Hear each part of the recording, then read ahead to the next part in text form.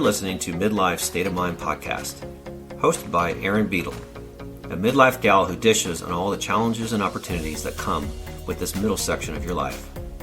Each episode, you'll find yourself going between laughter and tears as she covers all the topics you need to know about midlife. Welcome back to Midlife State of Mind. I'm your host, Erin Beadle. Thank you so much for joining me for another episode today.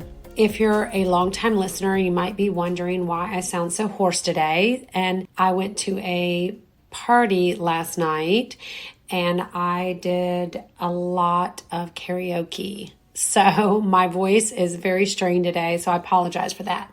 Today I want to talk about a topic that is something that is a really important topic for me in my own life. And it's actually something that I have been finding coming up more and more in conversations with other women like myself. And it is the idea of trusting in your inner authority versus outer authority.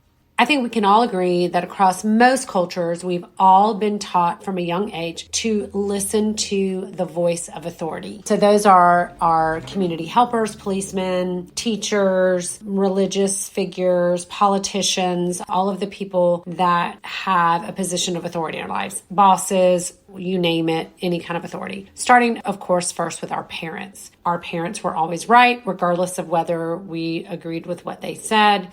And so we've all been conditioned by our culture and our traditions and our families to defer to that outer authority. And it is obviously very helpful to a certain degree because, when we are listening to our parents, they're saying, don't touch that hot stove. Or if we're listening to a teacher and they're telling us that this is how addition or subtraction or whatever works because they know more than us. And so they have the life experience that has afforded them the knowledge that they're imparting to us. But I think one of the things that happens in our life, and this might be more common, I think, for women than men, and without bashing men, but there is patriarchy that exists in today's society where we listen to, we've all heard the term mansplaining. And so it kind of is even wrapped up in that mansplaining and like a man is going to, tell us what to do. I think that the older that I get, I think I've always had a pretty good, some people might call it an intuition, a gut. I think of it more as like my inner authority, listening to what I know is coming from inside of me rather than what is being dictated from my outer experience. And through many conversations with friends lately, in several conversations, they've talked about not trusting themselves, not trusting their judgment, not trusting their intuition. And so in conversations with friends and talking about this, it made me realize that I think a lot of times people don't trust themselves, like they second guess themselves. And so I wanted to share some things that I do that has helped me to really be able to tap into my intuition, my inner authority, and feel confident on making decisions.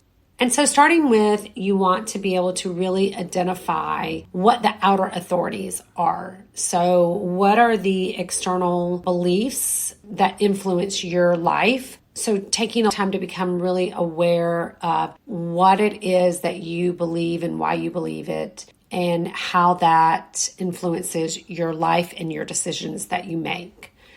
And so when you know that, like if you are particularly religious and you might follow religious rules, or, obviously we all have to follow society's rules, right? Like, we can't kill people, we can't embezzle money, we don't run red lights. All of the society's rules we have to abide by because they are there for the purpose of keeping order and safety.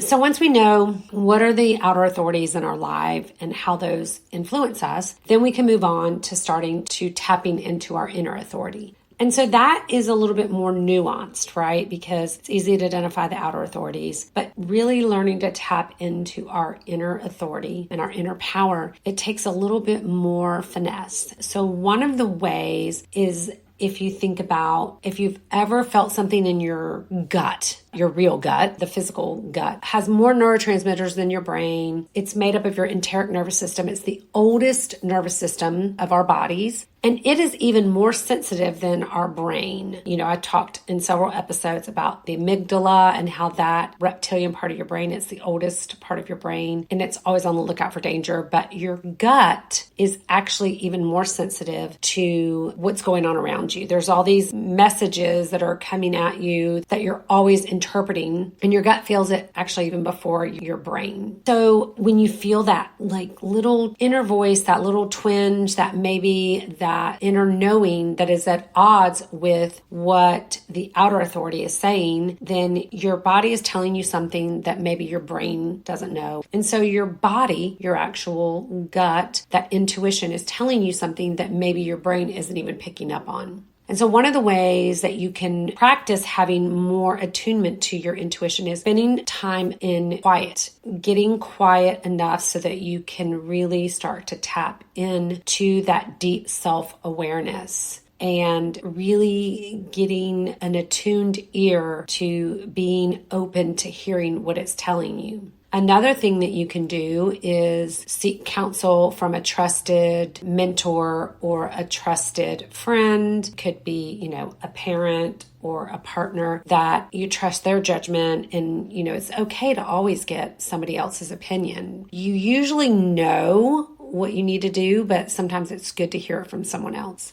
And then figuring out when you start to cultivate listening to your inner authority and you start to learn to tune into that, it will allow you to really start to trust yourself more. So it's like working a muscle. When you feel any signals in you that are messages coming from your intuition and they are like conflicting with the outer authority, but deep inside that you need to listen to your inner authority. Sometimes it's like bucking the trend.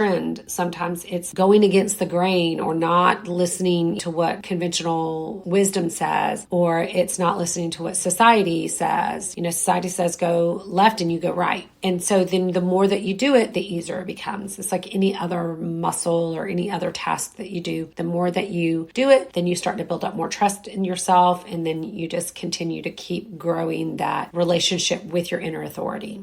And sometimes we have to then deal with any resistance that comes up. If you are a rule follower, I was raised to be a good little girl who says yes, ma'am, no, ma'am, and is trusting of all the authority figures in my childhood growing up. And I had to be okay with sometimes going against that, what I was being told from these authority figures. And so looking at the resistance that comes up, how can I overcome this resistance? Am I able to be okay with going against the grain? Am I okay with not pleasing people? I think it ends up coming down to not being a people pleaser, which I've done episodes on that topic. I would love to hear from you and hear your thoughts and experiences with trusting your intuition, your inner authority. Are you good at being able to know what you need to do and then do it? Or do you feel resistance, even though you know something is for you or not for you, but you know what society says? You can share your thoughts and experiences with me on Instagram or Facebook, Midlife State of Mind Podcast. You can also head to my website, midlifestateofmindpodcast.com, and you can send me a message there. I love to hear from all of you listeners. If you are a new listener to the podcast, welcome to the conversation. I would love to have you hit the follow button so that you can stay in the loop whenever I release a new episode each week. And if there's been any episode that has particularly resonated with you and you enjoy the content I create, I would be grateful if you would leave me a rating and a written review on whatever podcast platform you are listening to me on. I wanted to mention I have a biohacking retreat coming up October 11th through 13th. If you want more information about that, you can head to Heart-Led Retreats ATL on Instagram and follow along there with my business of hosting retreats with my partner, Mary.